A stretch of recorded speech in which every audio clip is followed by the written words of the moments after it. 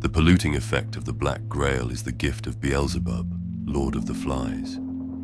Spread by the insects bred by his own hand in the 7th layer of hell, victims of the Black Grail suffer a far worse fate. They are bestowed with the black honor by being melded with hell flies, growing into a grotesque winged insect made of bloated flesh. After this torturous metamorphosis, they take to air as heralds of Beelzebub, the winged squires and scouts of the Order of the Fly. Their vestigial human bodies are still conscious, as they are slowly eaten from within, to be used as fuel by the Herald. Hello and welcome to my second painting video. First of all, a huge thank you to Fantasy Future for providing the audio for the lore section in this painting video. I will address the elephant in the room here. I might sound a bit different, that's just because I've got a cold. I didn't really want to put off doing this voiceover for much longer, so I just took the executive decision to just record it with how I am. Whilst it definitely wasn't as dramatic as last time, I've been wanting to see how I can help collaborate with different content creators that I personally watch. I've been really enjoying the hobby community and I just want to kind of give back to those that I enjoy. And I've got to say I've been pretty overwhelmed with the positive response I got in my previous video regarding Golden Demon. This time I'm taking on a Trench Crusade model. It isn't an official miniature, it was one of the many 3D prints that are on eBay.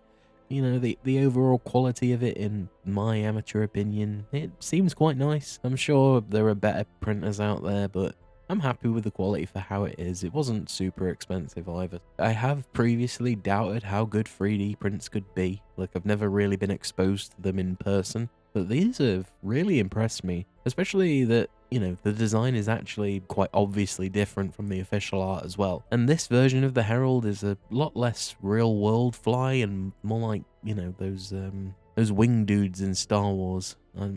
I'm not really a Star Wars person, but I'm sure you'll know what I mean. But anyway, I started by spraying this miniature black and then dry brushed the entire thing with bold titanium white. After that, I immediately then went in with the shades. My end goal for this guy is to make it kind of look like a sentient, plague-riddled ball of rotting meat with wings. After I'd applied the second coat of shade, it just completely blasted its way through the remaining little patchy bits. I then wiped off the excess on the raised areas, and the main goal for this was giving that impression of sores, and I really didn't want the shade to be overpowering the raised areas. The heralds themselves use discarded weaponry, contaminated with worms that churn through them, and they fire a living bullet.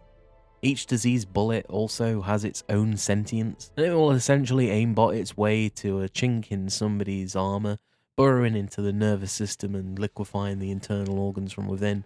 This is why I love Trench Crusade. It's almost like it's kind of on that cusp of edgy for the sake of being edgy. I feel like there are plenty of examples of exactly that, and that just doesn't feel like Trench Crusade to me. These weapons are absolutely fascinating, and I do kind of hope that if we ever get more detailed lore, it'll break down the inner workings of these bullets, because the Herald was really one of the first bits of Trench Crusade lore I ended up reading, and it just blew me away.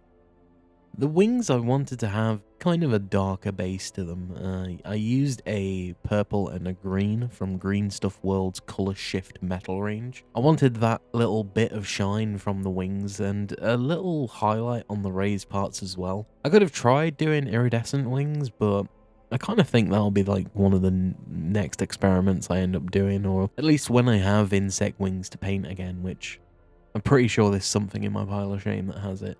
But this wouldn't be a discarded weapon if, you know, I didn't cover it in Dirty Down's Rust. I love this stuff. All their range seems to be pretty top tier. I really want to get their moss especially. They do have I think it's gore. I think it's literally just called gore. For the Rust especially, I would advise watching a video on how to use it, especially if you're new to their range. It is a bit of a weird thing to use as a beginner, because it's not really a paint. Yeah, I just checked out a video by Mediocre Hobbies, and that was really useful. I think there are some other people you can probably watch as well, but I think for when I brought it, I believe that it was quite new. I've certainly had it in my collection for a long time. The eyes on this Herald are a lot less fly and more, well, just normal, I guess. I don't mind this, like, I think it would have looked horrifying with the bigger bug eyes, but kinda glad I just didn't have a more complicated eye design to paint. I do wonder if this is an interpretation based on just the lore before the art came out, or if it was just like some sculptor who was like, oh, I'm going to do it this way instead for whatever reason. But regardless, I personally like the sculpt. The boily bits on the Herald's body was just so much fun to really experiment with. I kind of don't feel like you can get that sort of like rotten disease like look wrong. If you look at real world rot and decay, it can be a whole spectrum of colours. That sentence has probably got me on a list somewhere, but you know. And this is where I end up adding my second shade. I've gone for Cassandora Yellow for this, as I feel like it blends a lot of the colours already laid down together quite nicely. Whilst I was waiting for that shade to dry, I also had quite a great idea. Why don't I make the base look somewhat like a slam metal album cover? I've made a few short claymations in my time that, you know, are forever contained to a mini DV tape, which is either completely destroyed or just somewhere existing in the world, maybe in a drawer, getting like fusty. So the fact that this hobby also includes making things for yourself is great. I didn't realise the monumental task that I was undertaking though. Maybe I'm overblowing it a little bit, but oh damn, it took a long time.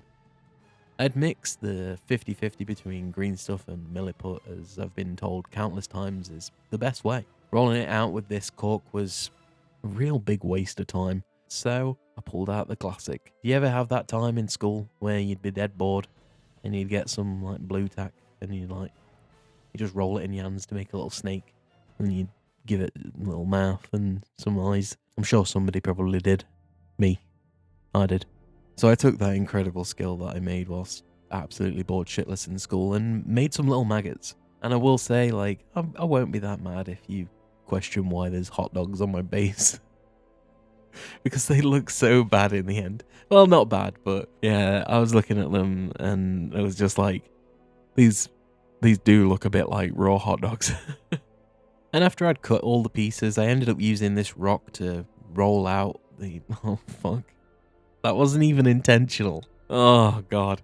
Ended up using this rock to roll out individual cutouts for some added texture, and then shaped each one of them to give them all a bit more of a unique shape.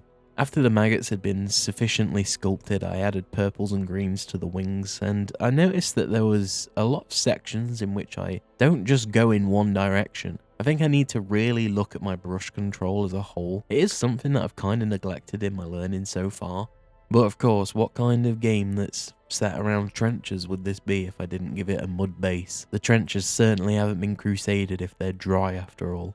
And, you know, if you thought you'd escape the maggot section, well, sorry, you haven't. I tried to spray prime them and, well, that went pretty much as well as you can imagine. I lost a fair few of them. So after hand priming, I wanted to try and give the maggots a bit more of a realistic colouring to them. One of the things that I remember when I used to go fishing with my granddad was the different varieties of maggot colour. A lot of them were yellow, but there were also, you know, the dead black ones, and also there was some blood red ones. So I wanted that to be a detail I made sure I put into this.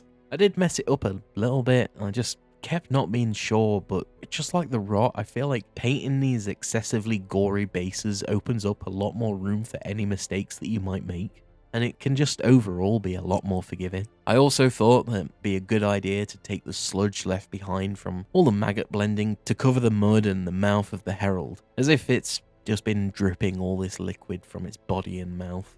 Whilst I don't think I've made many big mistakes in this so far, I, might have broken a wig. You see, this miniature, it ended up taking a plunge, an entire 7 centimeters from one part of my desk to the other, and the thing, luckily, snapped clean off. It was really clean, actually, and I feel like because of that, the repair job I did was alright, actually. It looks good. Even looking at it in real life now, I can't particularly see any of the seams, unless I look really hard for it. So, whilst it's certainly brittle, like I say, I'm just kind of glad it snapped whole.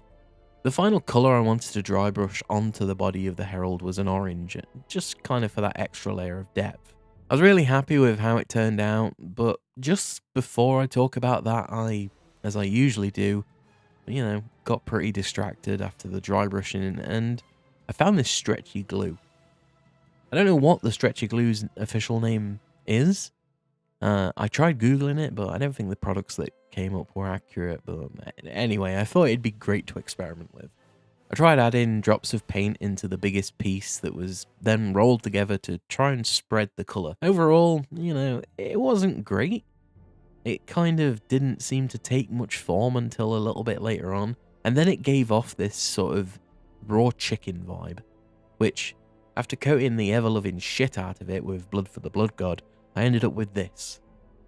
That looks a lot like a blood clot. Putting the base together kind of felt like, you know, the most complicated part of this mini, actually. There were points that I definitely found myself questioning, you know, is this what I want to achieve out of it? But I can't deny that I really enjoyed the process as a whole. It has kind of inspired me to get better at sculpting as well. So I've been watching a few sculpting related challenge? What the hell's a challenge? Few sculpting related channels. And there are a few projects that I'm going to attempt when I feel like I'm really ready to fully dive into that. The colours of the maggots were okay. I wasn't super happy about it. I don't really feel like they were what I'd envisioned in my mind. But also, maybe it was due to the fact that this was an on-the-fly idea that I just thought was, you know, gonna add a bit more horror. I'm not really great at planning. I ultimately ended up also putting more time into shading, you know, just to sort of further match to the fact that these little maggots, they're just having a good old time wiggling around in a load of gore and viscera, so them being clean just wouldn't make sense, would it? And this is when I realised, you know, this is all flesh and no bones. So I cracked open my skulls and gave them a quick dunk to grime them up a bit more, and straight onto the base they went.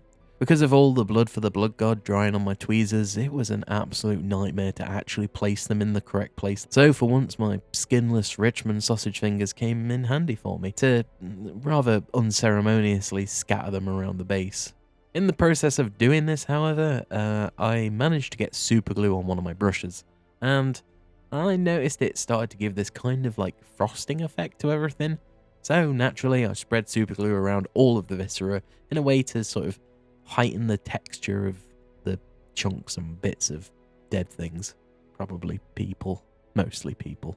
And for the last part of the body of the Herald, I wanted to give it a really nice glaze of hard coat to really give that horrible glossy look.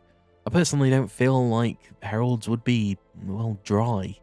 And I feel like it just fits in nicer to have them with this like shine, as if they're just covered in a translucent slime that, you know, if you saw that, you'd probably feel a bit queasy, wouldn't you? Like, even from a distance. If you could just see a fly and it's shiny, but it's not shiny because it's got like a, you know, a hard carapace or something.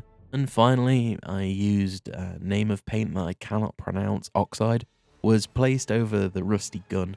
And with that, the Herald is done.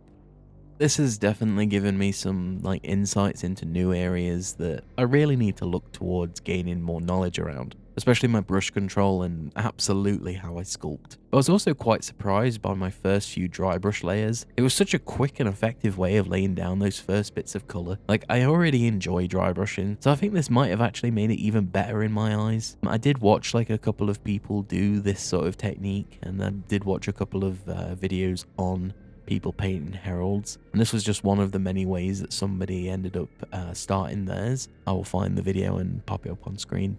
I did trail off pretty quickly from the tutorial that had been done by somebody else, but yeah, I think they did a great job as well. And I know for a fact for me, I'm going to be starting a couple of like bigger games. Being able to get things out quicker is going to be good. It's not something that I want to end up making a norm, because I really like the slow process of it. But, you know, when you've got like 3,000 points to paint. And of course, thank you so much again to Fantasy Future. If you haven't already seen their stuff before, absolutely go check them out. Links down below. They also do Warhammer, and they did a Elder Scrolls one at some point. But they're all worth like really checking out. Like, personally, I've never been much of a 40k fan, but I feel like their videos have kind of shown me some really enjoyable parts of the lore for 40k. So yeah, go check them out. If you want really, really high quality, like long form lore videos to listen to whilst you're painting or doing anything else, then that's the place to go. And if you've watched this far, as always, thank you. Your support is greatly appreciated, and I hope to see you in the next one. Just remember, you're bound by your own creative limits. If we don't make the leaps we're afraid of, we don't progress.